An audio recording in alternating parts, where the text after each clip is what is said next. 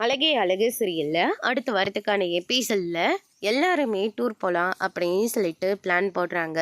மதி, சுரேஷ், மலர், பாக்கியராஜ், குழந்தை இவங்க எல்லாரும் போகலான்னு பிளான் பண்ணுறாங்க.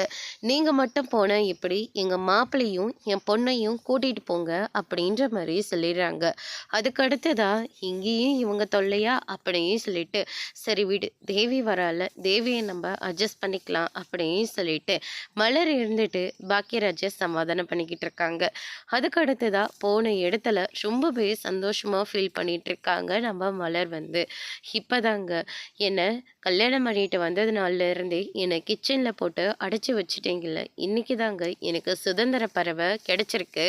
அதனால் 2 நாள் 3 நாள் நான் சுதந்திரமாக பறக்க போகிறேங்க அப்படின்ற மாதிரி மலர் வந்து ரொம்பவே சந்தோஷமாக இருக்காங்க. அந்த நேரம் பார்த்து அவங்க மாமியார் ஃபோன் பண்ணி கோதுமை மாவு எங்கே இருக்குது, மைதா மாவு எங்கே இருக்குன்னு சொல்லிட்டு ஃபோன் பண்ணவும் பாக்கியராஜ் இருந்துட்டு, முதல்ல இந்த ஃபோனை கட் பண்ணு, என் தங்கம் இன்னைக்கு எந்த ஒரு அந்த சமையல் கட்டு பக்கம் போகாமல் சந்தோஷமாக இருக்கணும் அப்படின்னு சொல்லிட்டு ஃபோனை மொத்தத்தையும் ஆஃப் பண்ணிடுறாங்க. சரி நைட் ஆகிடுச்சே, ப்ரோக்ராம் ஃபிக்ஸ் பண்ணிடலாம் அப்படின்னு சொல்லிட்டு மலரை வந்து பாட்டு பாட சொல்கிறாங்க. மலர் யாருமே யோசிச்சு பார்க்க முடியாத அளவுக்கு ரொம்பவே க்யூட்டாக பாட்டு பாடுறாங்க. எல்லாருமே ரொம்பவே ஆச்சரியமாக பார்க்குறாங்க. அதோட இன்னைக்கான பிரம முடிச்சிருக்காங்க.